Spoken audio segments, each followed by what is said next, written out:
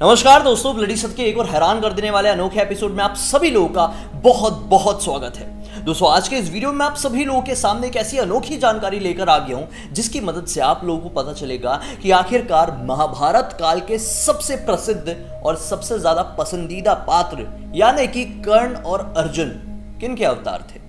जी हां दोस्तों, आज के इस वीडियो में आप सभी लोगों को एक ऐसी कहानी सुनने को मिलेगी जो शायद ही आप लोग जानते होंगे, और इस वीडियो को अंत तक देखने के बाद आप लोग महाभारत काल की एक बहुत ही छिपी हुई रहस्य को डिटेल में समझ पाएंगे। दोस्तों, दरअसल ये जो कहानी सुनाने जा रहा हूं मैं त्रेता युग के टाइम की सुनाने जा रहा हूं, जो रिलेट करती है सीधे सीधे महाभारत काल से कर्ण, अर्जुन और श्री कृष्ण से।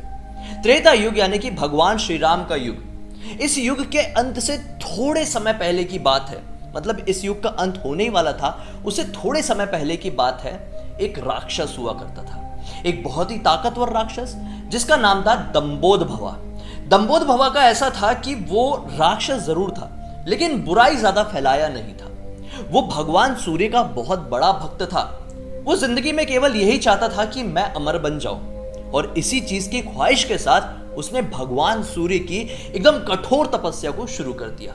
काफी सालों तक कठोर तरीके से भगवान सूर्य की तपस्या करता ही रहा और कईयों साल बाद आखिरकार वो समय आ गया कि जब भगवान सूर्य उसके ऊपर प्रसन्न हो गए, उसको दर्शन दिए, पूछे कि बताओ आपको क्या वरदान चाहिए, मैं आपसे बहुत ज्यादा प्रसन्न हूं। तो दंबोद भवा क्या कहता है कि भगवान, मेरी तो एक ही ख्वाहिश है, जब से पैदा हुआ हूं मैं एक ही चीज सोचता हूं कि मैं अमर बन जाऊं।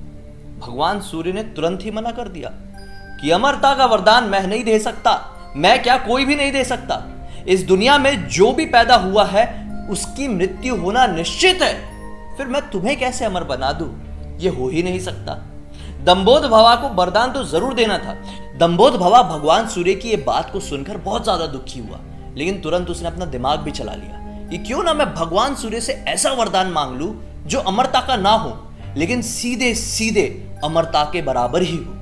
उसने भगवान सूर्य से क्या कहा कि ठीक है, अगर आप अमरता का वरदान नहीं दे सकते मुझे, तो ये वरदान दे दीजिए कि मेरे शरीर में आप 1000 कवच लगा दें, ऐसे कवच जो कि इस दुनिया के सबसे ताकतवर ढाल हो।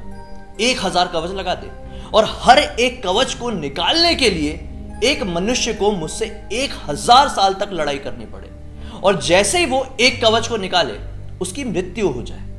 भगवान सूर्य सुनकर बहुत ज्यादा आश्चर्यचकित हुए कि ये तो बड़ा ही खतरनाक वरदान हो जाएगा। अगर ये वरदान इसे मिल गया तो कहीं ना कहीं अमरता के बराबर हो जाएगा। लेकिन भगवान सूर्य को अपनी बातों पर बिल्कुल दृढ़ रहना था। उन्होंने बोले थे कि मैं अमरता का नहीं, कुछ और वरदान देने के लिए पूरी तरह से तैयार हूं। तो तथास्तु कह दिए, और उसे मिल गए 1000 कवच, 1000 ढाल उसके शरीर में मान लो एक तरीके से फिट हो गई।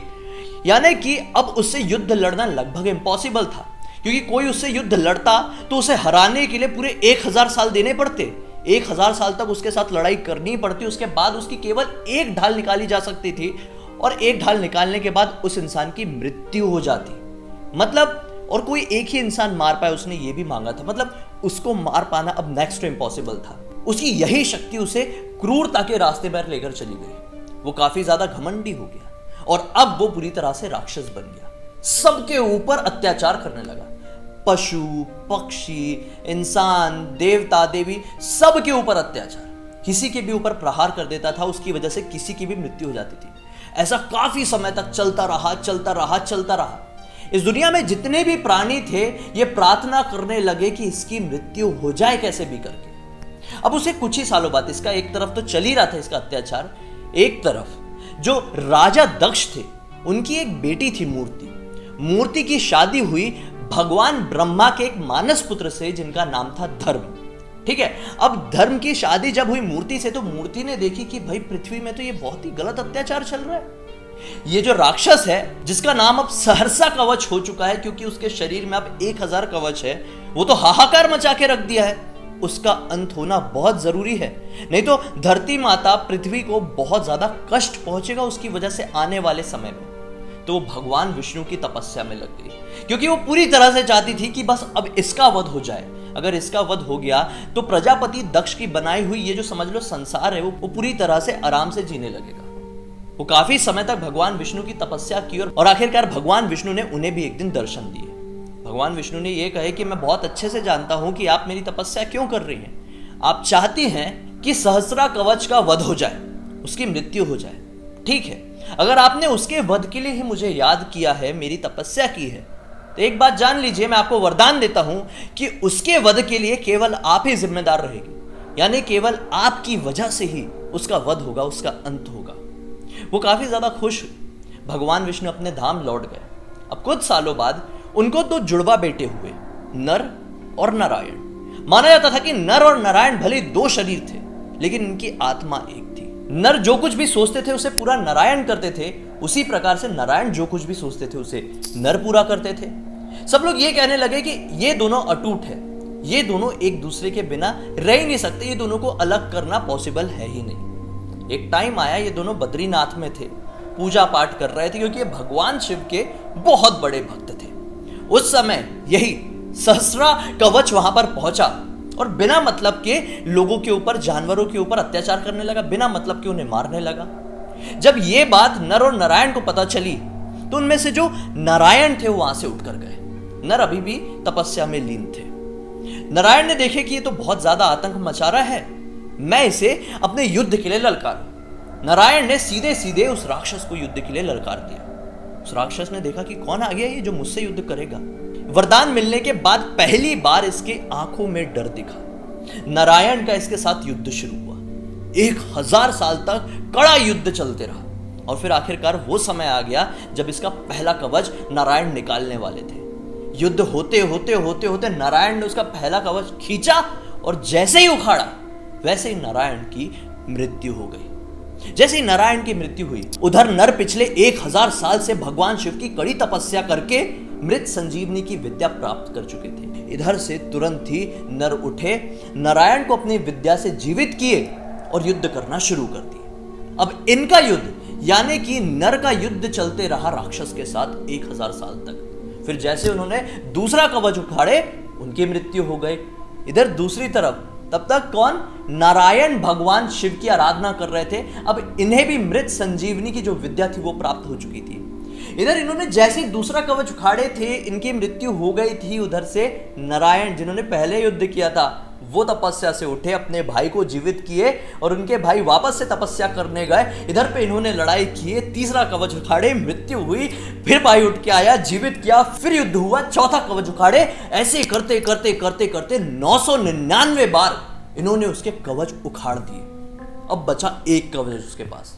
वो घबरा गया, बोला कि ऐसे तो इन दोनों भाइयों को हरा पाना बिल्कुल भी पॉसिबल नहीं है, क्योंकि ये दोनों दो जिस्म एक जान थे। ये सचमुच में भगवान विष्णु के वरदान के कारण हुआ था। आत्मा एक ही थी, शरीर अलग अलग थे।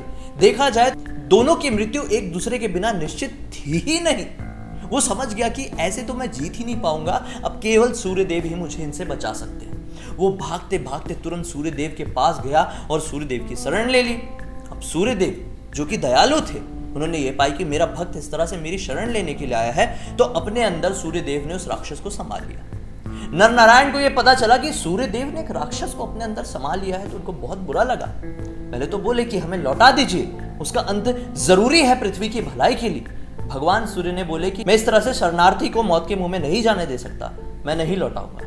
क्रोध में आकर नर और नारायण ने भगवान सूर्य को, जिस समय उनके अंदर वो राक्षस था, सहस्रा कवच था, उस समय श्राप दे दिया कि आपकी इसी भूल, इसी गलती की वजह से आपको हम श्राप देते हैं कि आपका जन्म इंसान के रूप में होगा। अब जैसे ही नर और नारायण ने भगवान सूर्य को श्राप दिया, एक युग का अंत हो गया। इधर पे श्राप मिल गया। कब श्राप मिला? जब ये राक्षस भगवान सूर्य के अंदर समाया हुआ था। भगवान सूर्य का जन्म हुआ किसके रूप में? यही कर्ण के रूप में। बोलते हैं ना कि कर्ण भगवान सूर्य का अंश है, इसी प्रकार से वो अंश बना। यही कारण से कर्ण के पास बचपन से ही, मतलब जब वो पैदा हुआ था तब से ही एक कवच था। ये वही एक कवच था जो राक्षस ने इन दोनों से, नर और नारायण से लड़ाई करते करते अपने आप के पास बचाया था। 999 कवच तो वो उड़ा चुके थे। उसके पिछले जन्म में एक कवच जो बचा था, उस एक कवच के साथ भगवान सूर्य के अंदर प्रवेश कर गया था और भगवान सूर्य को उसी टाइम पे ये श्राप मिला। वो इंसान के रूप में जन्म लिए, जो कि कोई और नहीं, कर्ण था। अब कर्ण के अंदर दो लोगों के अंश थे। एक राक्षस, वही सहस्रा कवच, और दूसरे सूर्यदेव। सूर्यदेव भगवान सूर्य के अंश होने की वजह से ही कर्ण इतना बड़ा दानवीर कहलाया, इतना अच्छा इंसान कहलाया। लेकिन कर्ण के अंदर उसी राक्षस का भी अंश था। इसी वजह से कर्ण हमेशा गलत के साथ खड़े रहा, क्रूरता के साथ खड़े रहा और गलत के साथ मिलके ही लड़ाई किया। और आखिरकार जब अगला जन्म हुआ नर और नारायण का, वो हुआ अर्जुन और भगवान श्री कृष्ण के रूप में। नारायण श्री कृष्ण, नर अर्जुन। और फिर आखिरकार वही हुआ कि नारायण की वजह से, नारायण मतलब कि भगवान श्री कृष्ण ने इंद्रदेव को बोला कि आप कर्ण का कवच और कुंडल निकलवा दीजिए। उन्होंने निकलवाया। आप सभी लोगों को बहुत अच्छे से वाला किस्सा कहानी तो पता ही है, वाली घटना पता ही है। और जब कवच निकाला गया तो अर्जुन ने इधर पर कर्ण का वध किया और इस प्रकार से सहस्रा कवच का तब से लेकर अब तक का सिचुएशन में आखिरकार पूरी तरह से अंत हुआ। तो ये थी कर्ण और अर्जुन की ऐसी अनसुनी कहानी जो अब तक आपसे छिपी हुई थी।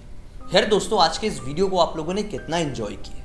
क्या कोई नई जानकारी मिली है? अगर हाँ तो इस वीडियो को लाइक करके शेयर कीजिए ताकि सभी लोगों की इन्फॉर्मेशन बढ़े। अब तक इस वीडियो को देखे, मुझे पहली बार देख रहे हैं तो चैनल को सब्सक्राइब करके बेल आइकन दबा के ऑल के ऑप्शन में क्लिक करना, क्योंकि इस तरह के हैरान कर देने वाले अनोखे वीडियो डेली आप लोगों के पास लेके आते रहता हूं, जिससे आपका मनोरंजन भी बढ़ता है, साथ ही साथ अलग अलग जानकारी भी। इन सारी लिंक इस वीडियो के डिस्क्रिप्शन बॉक्स में भाई क्लिक करके डायरेक्टली वहां पर पहुंच जाना। वहां पे भी डेली डिफरेंट वीडियोस डालता हूं। वहां पे हम जुड़े भी रह सकते हैं, बातें भी कर सकते हैं और डिफरेंट यूनिक इन्फॉर्मेशन वहां पे मिलती रहेगी। चलिए कल फिर से मिलते हैं, तब तक के लिए बहुत बहुत धन्यवाद। आप लोगों का दिन शुभ हो। जय श्री कृष्ण।